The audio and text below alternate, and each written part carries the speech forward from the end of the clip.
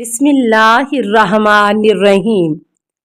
السلام علیکہ یا صاحب العصر والزمان۔ خاص طور پر اس جہد سے کہ تمام خواتین کے سروں سے ان کے شوہر کا سایہ اٹھ چکا تھا، بچے بے پدر ہو گئے تھے۔ ان عورتوں اور بچوں نے بڑے اندوہ کے ساتھ کربلا میں بسر کی۔ اب وہ مدینہ واپس جا رہے تھے۔ واقعی یہ لوگ کس طرح اور کس زبان سے بغیر حسین، بغیر عباس، بغیر اکبر اور مدینہ واپس جا رہے تھے۔ سکینہ سلام اللہ علیہا کا مرثیہ۔ امام سجاد علیہ السلام فرماتے ہیں کہ وسائل سفر آمادہ ہو گئے اور اب ہم کربلا سے سوئے مدینہ چلیں۔ اونٹوں پر محملوں کو رکھ دیا گیا۔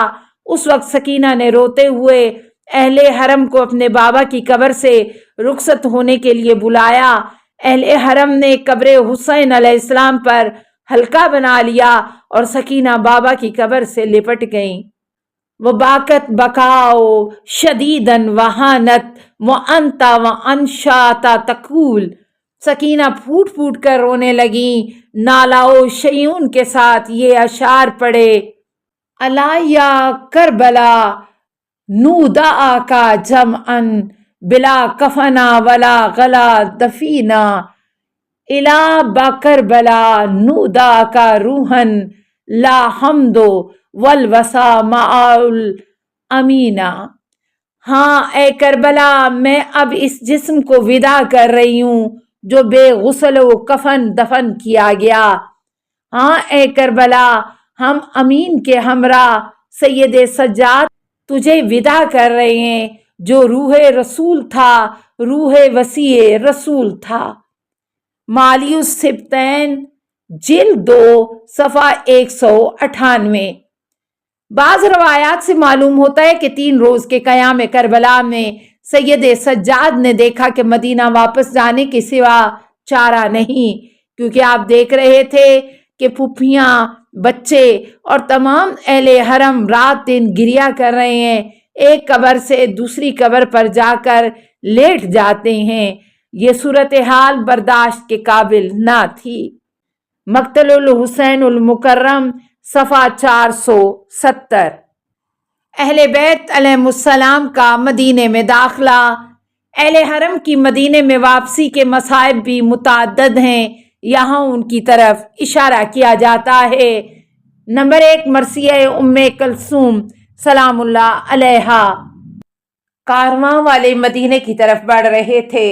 جیسے جیسے مدینے سے قریب ہو رہے تھے، بجائے خوشحال ہونے کے غم و اندوہ بڑھتا جا رہا تھا، کیونکہ یہاں سے نکلتے وقت امام حسین علیہ السلام اور آپ کے اعزاء و انصار ساتھ تھے، لیکن اب ان مردوں میں سوائے زین العابدین علیہ السلام کے کوئی باقی نہیں۔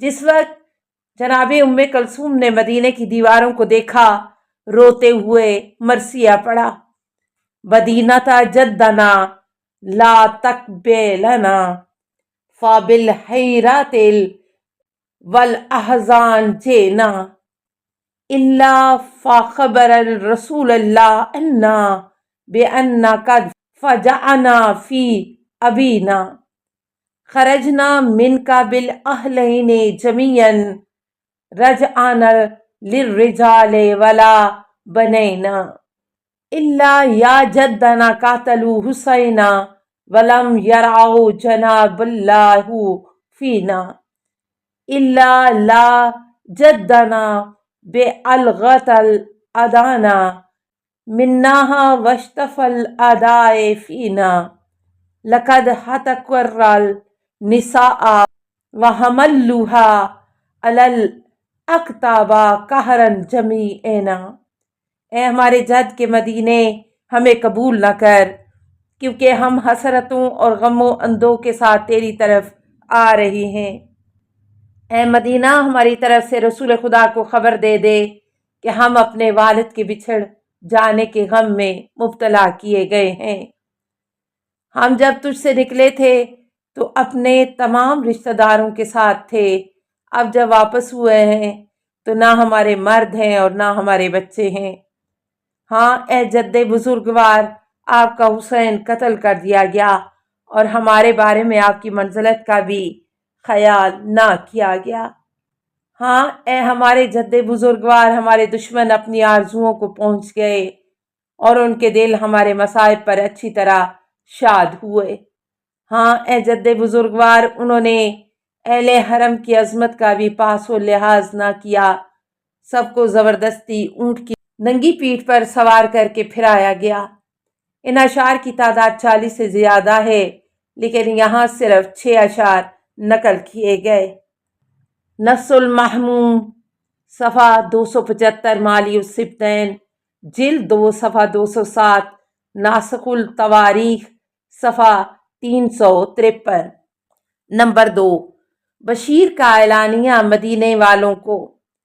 جس وقت امام سجاد علیہ السلام اہل حرم کے ساتھ قریب مدینہ پہنچے، امام گھوڑے سے اتر پڑے، سامان اتارا گیا، خیمے لگائے گئے، عورتوں کو محملوں سے اتارا گیا، اور بشیر بن جزلم سے فرمایا، خدا تیرے باپ پر رحمت نازل کرے، وہ شاعر تھا، کیا تو بھی شعر کہتا ہے؟ بشیر نے عرض کیا، ہاں اے فرزند رسول، میں بھی شاعر ہوں۔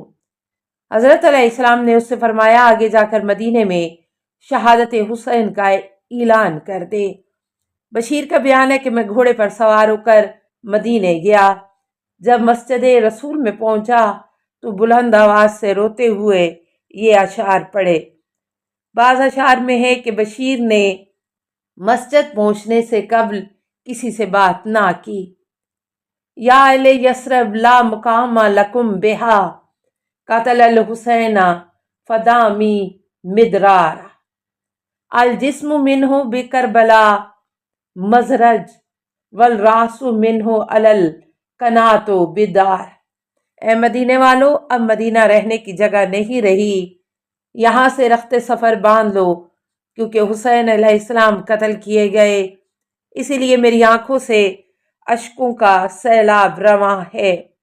حسین علیہ السلام کا جسم کربلا میں خاک و خون میں لپٹا ہوا ہے، آپ کے سر کو نیزے پر بلند کر کے شہروں میں پھرایا گیا۔ اس کے بعد صدائے فریاد بلند کی، اے لوگو، اس وقت سید سجاد اپنی پھوپھیوں اور بہنوں کے ساتھ تمہارے قریب پہنچ چکے ہیں، پشت مدینہ اترے ہیں، میں ان کا پیام رساں ہوں، میں اس لیے آیا ہوں تاکہ ان کی اقامت گاہ سے تمہیں باخبر کروں۔ جس وقت بشیر نے یہ اعلان کیا، تمام مدینے والے، خواہ وہ چھوٹے ہوں یا بڑے، اہل بیت علیہ السلام کا استقبال کرنے کے لیے دوڑے۔ بشیر کا بیان ہے کہ کوئی پردہ نشین ایسی نہ تھی جو گھر سے باہر نہ آ گئی ہو، اپنے بالوں کو پریشان کر کے چہرے نوچنے لگی، منہ پر تماچے مارنے لگی، فریاد کر رہی تھی، واویلا وائبورن، یہ بھی صدائے فریاد بلند تھی، وا محمدہ وا حسینہ، فلم اربا کیا اکثر من ذالک الیوم ولا یوم المرا علی المسلمین منہ، میں نے تمام عمر میں کوئی دن ایسا نہیں دیکھا جو آج سے زیادہ مسلمانوں نے گریہ کیا ہو، مجھے آج سے زیادہ تلخ تر دن یاد نہیں۔ ایک کنیز میرے قریب آئی اور تڑپا دینے والے اشعار سنا کر مجھ سے بولی، امام حسین علیہ السلام کے بارے میں ہمارے غموں کو تازہ کر دیا، ہمارے زخموں کو تازہ کر دیا، آخر تو کون ہے؟ میں نے کہا، میرا نام بشیر بن جزلم ہے، میرے مولا علی بن الحسین علیہ السلام نے تم لوگوں کے پاس مجھے بھیجا ہے، وہ اپنے اہل بیت کے ساتھ فلاں مقام پر ہیں۔ بشیر کہتا ہے، لوگ بڑی تیزی سے امام سجاد علیہ السلام کی طرف روانہ ہوئے، یہاں تک کہ میں مدینہ میں اکیلا رہ گیا، میں نے اپنے گھوڑے پر زین کسی اور ان کی طرف میں بھی واپس ہوا، میں نے دیکھا تمام لوگ ہر راستے سے ننگے پاؤں اسی طرف رخ کیے ہوئے ہیں، میں گھوڑے سے اتر پڑا اور لوگوں کے کاندھے پر پھلانگتا ہوا امام سجاد علیہ السلام تک پہنچا جو لوگوں کے درمیان تھے۔ ترجمہ لہوف صفحہ 197، 200 نفس المحموم صفحہ 272، ناسخ التواریخ صفحہ 355۔ جناب ام البنین کی جناب زینب عالیہ سے ملاقات۔ نقل ہے کہ جس وقت اہل بیت وارد مدینہ ہوئے، جناب ام البنین نے روضۃ الرسول پر جناب زینب عالیہ سے ملاقات کی اور کہا: السلام علیکہ یا صاحب العصر والزمان، الامان الامان الامان من فتن الزمان، السلام علیکہ یا خلیفۃ الرحمن، السلام علیکہ یا امام الانس والجان، السلام علیکہ یا مظہر الایمان، السلام علیکہ یا شریک القرآن، السلام علیکہ یا قاطع البرہان، السلام علیکہ یا امام زماننا، ھذا اجل اللہ فرجک وسہل اللہ مخرجک وظہورک، السلام علیکہ ورحمۃ اللہ۔